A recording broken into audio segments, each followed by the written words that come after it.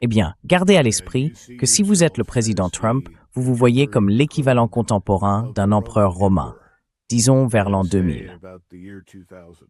Et vous parlez d'un groupe d'États en Europe qui sont analogues aux cités-États grecques. Maintenant, que représentaient les cités-États grecques dans le cadre plus large de l'Empire romain? Eh bien, elles étaient une source d'admiration. Les Romains admiraient et respectaient la culture hellénique. Ils pensaient que les Grecs avaient en somme créé les fondations de leur civilisation. Tout l'Empire romain d'Orient parlait grec, et quiconque s'asseyait pour écrire quoi que ce soit, jusqu'à, et y compris Marc Aurèle au XIIe siècle, écrivait en grec, non en latin.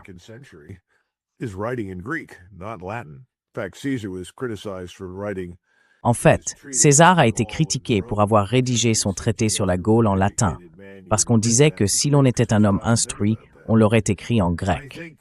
Alors, arrêtez-vous un instant et réfléchissez à cela. Je pense que c'est ainsi que nous voyons l'Europe, ou du moins, c'est ainsi qu'on m'a appris à la voir. Je considérais l'Europe comme la source de notre civilisation. Vous savez, si l'eau est la plus pure à sa source, alors l'Europe est la source même de notre civilisation.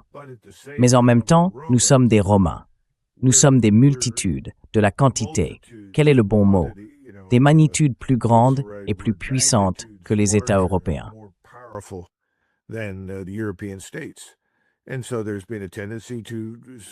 Et donc, il y a eu une tendance à les considérer comme un groupe qu'il faut entraîner dans les directions où nous voulons aller. C'est cela qui a vraiment nui à l'OTAN. Nous l'avons militarisé, nous avons utilisé les Européens, nous l'avons instrumentalisé, afin de pouvoir les entraîner dans des endroits comme l'Afghanistan, l'Irak, la Syrie et la Libye.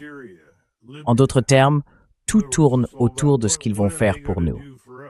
Et les États européens, qui ont garanti qu'ils deviendraient de plus en plus faibles au fil du temps en démantelant leur puissance militaire, ont dit « Eh bien, il est dans notre intérêt de rendre les Américains heureux et d'être leurs amis et leur soutien, ce qu'ils ont fait. »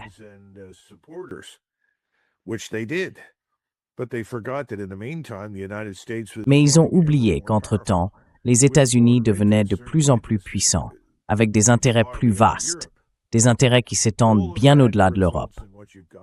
Tout cela aboutit à la situation que vous avez aujourd'hui. Le président Trump se rend là-bas et dit « Voilà ce que je veux. » Eh bien, si vous ne le voulez pas, franchement, je n'ai pas besoin de vous. Je ferai ce que je veux de toute façon. Mais l'OTAN fait aussi partie de cette structure stratégique dont j'ai parlé plus tôt à Washington. Il y a le Conseil de l'Atlantique. Tout le monde vénère l'OTAN au Conseil de l'Atlantique. Oh, c'est le totem. C'est, vous savez, celui auquel on sacrifie, qu'on aime, auquel on prie, et c'est le nôtre, et il nous rapporte beaucoup d'argent.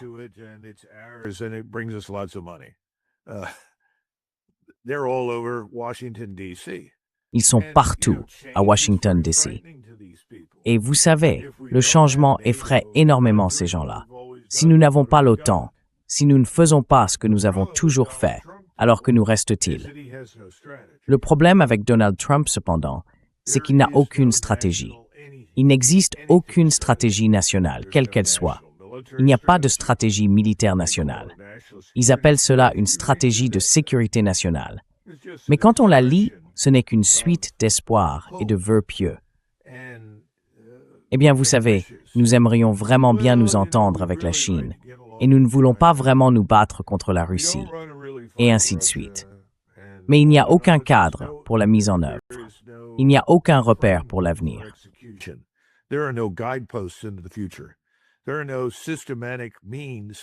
Il n'existe aucun moyen systématique de changer notre façon de faire des affaires, car personne ne veut vraiment de changement.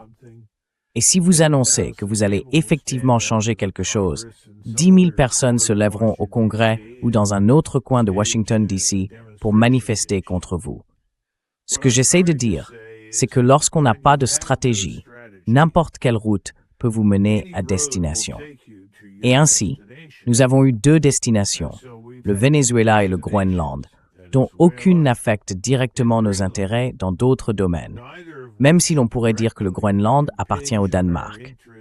Oui, c'est une question. Mais, vous savez, qui sont les Danois? Combien de personnes vivent au Danemark?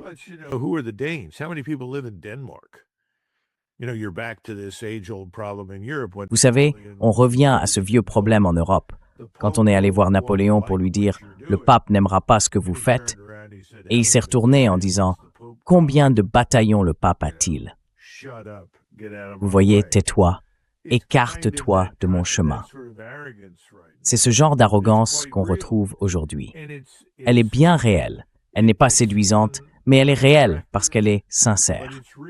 Vous savez, c'est quelque chose, je ne sais pas si nous en avons déjà parlé, mais j'ai souvent dit aux gens que la grande tragédie de l'Europe, au fil des siècles, c'est de ne pas avoir su rassembler beaucoup de ces communautés tribales en une entité plus vaste.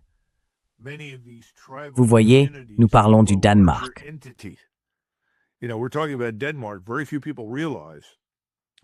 Très peu de gens se rendent compte qu'après 1866, le roi du Danemark a en réalité approché Bismarck pour lui demander si le Danemark pouvait rejoindre la Confédération d'Allemagne du Nord. Aujourd'hui, les Danois diraient « Oh, c'est impossible, cela n'arriverait jamais ». Non, cela s'est produit. Et Bismarck s'est assis avec le roi de Prusse. Le roi de Prusse a dit « Eh bien, regardez, nous avons déjà 2 millions de Polonais, ou presque. Nous ne voulons pas d'autres personnes dans le pays qui vont nous causer des ennuis, parce que nous sommes avant tout des Allemands. Nous parlons allemand. » Et il a ajouté « Tout le monde aime les Danois. J'aime les Danois. » Moltke, le grand chef de l'état-major général prussien, était d'origine danoise.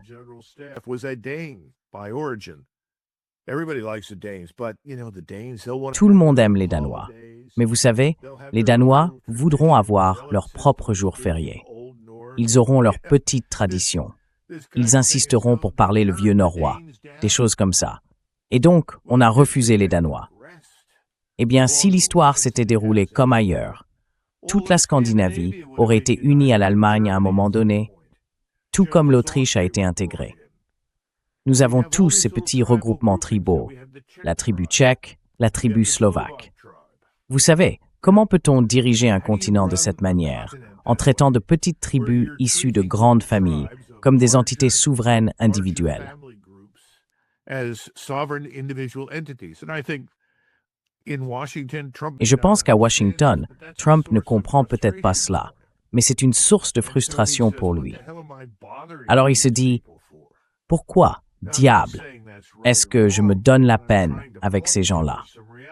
Maintenant, je ne dis pas que c'est bien ou mal, mais ce que j'essaie de souligner, ce sont certaines réalités. Vous savez, il y avait quelqu'un au Parlement danois, quand j'étais en forme, je crois que c'était en 1988, qui avait en fait proposé que les Danois commencent à parler anglais comme première langue. Bien sûr, cette proposition a été rejetée, mais son argument était « Qui va parler ce que nous parlons? Autant se mettre à l'anglais. L'anglais est du germanique moderne. D'accord, nous avons abandonné le problème des voyelles, nous avons éliminé les terminaisons, nous n'avons plus d'articles définis.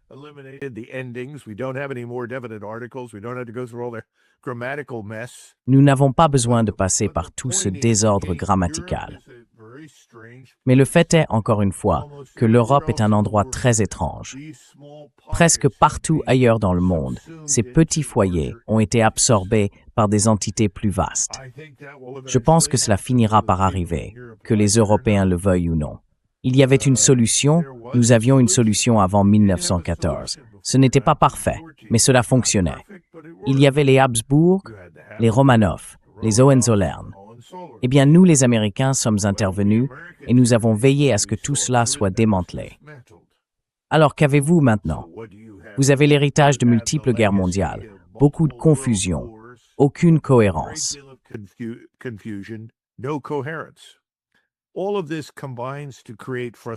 Tout cela se combine pour créer une frustration à des niveaux élevés au sein de l'élite politique américaine, au point qu'ils en viennent à dire « Eh bien, à quoi bon ?»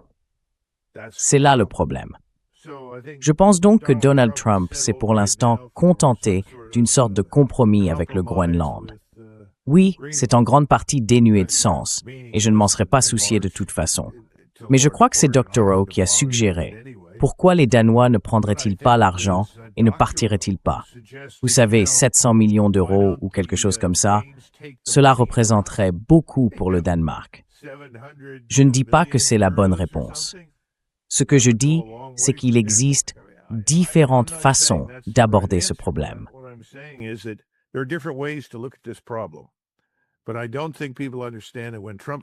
Mais je ne pense pas que les gens comprennent que, lorsque Trump regarde la situation, il ne voit pas où est le problème.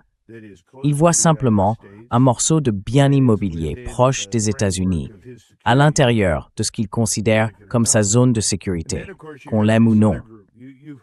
Et puis bien sûr, il y a cet autre groupe. Vous avez entendu ces gens tout le temps. Ils disent « Je sais que vous avez déjà entendu ça, Glenn. Nous ne voulons plus de politique d'équilibre des puissances. C'est mal. Il n'y a pas de sphère d'influence. » Très bien. Parfait. Merci beaucoup. Totalement déconnecté de la réalité. Nous savons que certains États vivent dans la sphère d'influence d'États plus puissants. C'est un fait. Donc, d'un côté, vous avez l'Europe qui veut des choses d'une manière qui n'est tout simplement pas viable. Et